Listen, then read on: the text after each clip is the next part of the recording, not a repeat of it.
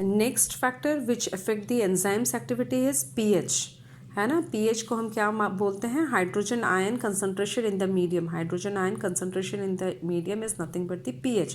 Say for example there is an optimum pH, like in salivary amylase it work in a 6.8 pH. 6.8 pH हम जानते हैं कि जो 7 है वो न्यूट्रल है, अगर उससे नीचे जाएगा तो देन इट इज़ एसिटिक, और अगर उसके ऊपर नंबर्स जाएंगे तो it is a basic one.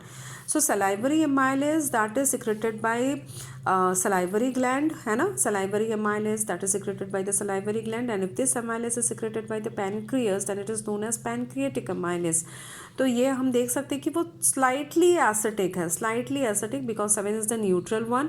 So it required 6.8 optimum pH to show its maximum activity, है ना. इस पीएच पर वो सबसे ज़्यादा एक्टिव हो सकता है, सबसे ज़्यादा एक्टिविटी शो करता है.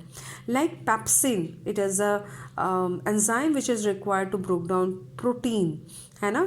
तो इसका अगर हम देखते हैं ये स्टमक में काम करता है. स्टमक का मीडियम जो है वो एसिटिक है, so it is highly acetic. Pepsin जो है ये तभी एक्टिवेट होता है जब जो मीडियम है एसिटिक होगा, that is 1.2 to 1.8. Like same way trypsin, it is present in the small intestine, और इसका जो हमारा स्मॉल इंटेस्टाइन है उसका मीडियम अल्कलाइन है, तो ये एक्टिवेट होता है 8.6 to 8.8. दैट इज़ बेसिक, है ना. पेप्सिन जो है उसको एसिडिक मीडियम चाहिए और जो ट्रिप्सिन है उसको बेसिक मीडियम चाहिए. सो ये जो पीएच है दैट ये पीएच डिफरेंट एंजाइम्स के लिए डिफरेंट है. So different enzymes have different optimum pH, और different optimum pH is required to show the maximum activity, है ना.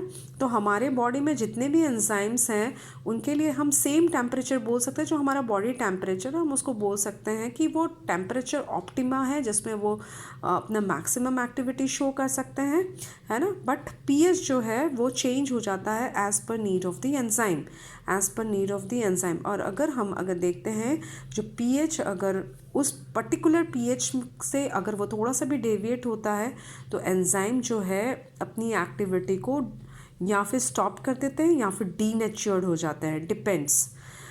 Another factor which affect enzymes activity is the concentration of substrate, है ना. concentration of the substrate, कि हमारे पास कितने substrate है. so enzymes, every enzyme they have many active site. से suppose मैं ये enzyme बना रही हूँ, ठीक है. सपोज एंजाइम का स्ट्रक्चर ऐसा है और ये जो पार्ट है ये उसका एक्टिव साइट है, ठीक है. और हमारा जो सब्सट्रैक्ट है वो ऐसे है, तो ये सब्सट्रैक्ट यहाँ पर जाकर अटैच हो सकता है, ठीक है. तो हमारा जो एंजाइम है उसके पास बहुत सारे एक्टिव साइट है विच बाइंड द सब्सट्रैक्ट. अब ये डिपेंड करता है कि कंसंट्रेशन ऑफ द सब्सट्रैक्ट कितना है, ठीक है. से फॉर एग्जांपल हम लोग अगर मान के चलते हैं कि हमारे पास जो है 1000 एक्टिव साइट है.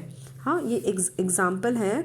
We just take the example to understood how the concentration of the substrate affect the activity of the enzyme.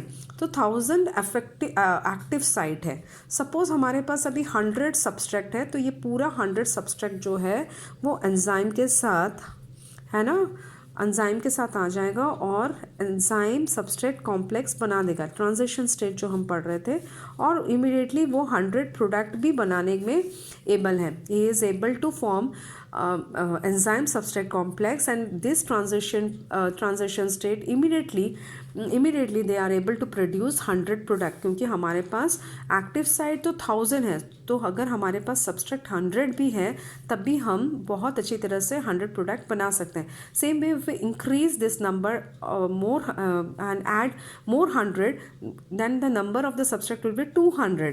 तो ईजिली वो 200 प्रोडक्ट भी बना देगा. इस तरह से अगर हम देखते हैं कि हमारे पास अगर मैक्सिमम सब्सट्रैक्ट 1000 है तो वो 1000 प्रोडक्ट भी दे देगा. पर इसके बाद अगर हम अपना सब्सट्रैक्ट नंबर बढ़ा देते हैं तब भी हमारा जो प्रोडक्ट नंबर है वो 1000 ही रहेगा, because all the 1000 active site of the enzymes are occupied by the substrate हमारे पास. और इस एक्स्ट्रा 100 के लिए कोई भी एंजाइम जो है खाली नहीं है. Once this 1000 ES complex converted into 1000 product, जब वो 1000 प्रोडक्ट बनाएगा, है ना, जैसे यहाँ 100 प्रोडक्ट बनाया तो उसने फिर क्या करेगा, एंजाइम को रिलीज़ कर दो। Once the product is formed enzyme is released, है ना, तो ये एंजाइम वापस जाकर और 100 के साथ अटैच हो सकता है। सेम वे यहाँ पर जब 1000 एक्टिव साइट ऑक्यूपाइड हो गए हैं तो सिर्फ 1000 प्रोडक्ट ही बना सकता है।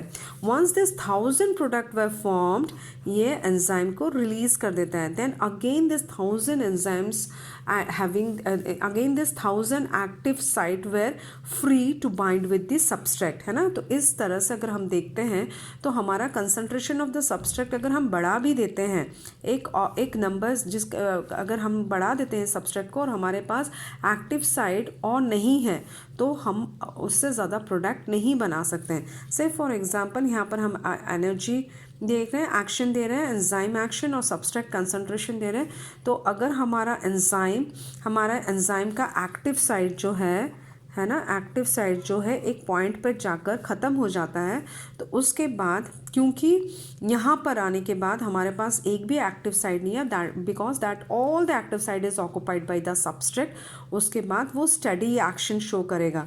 भले ही हम यहाँ पर कितना भी सब्सट्रैक्ट नंबर बढ़ा देते, 1000, 2000, 3000, but we have only 1000 active site, so it reach to its saturated point. Once this released, it form product and released, तब तक हमारे पास जो है स्टडी एक्शन रहेगा, हम अपने इस एक्शन को बढ़ा नहीं सकते हैं, ठीक है।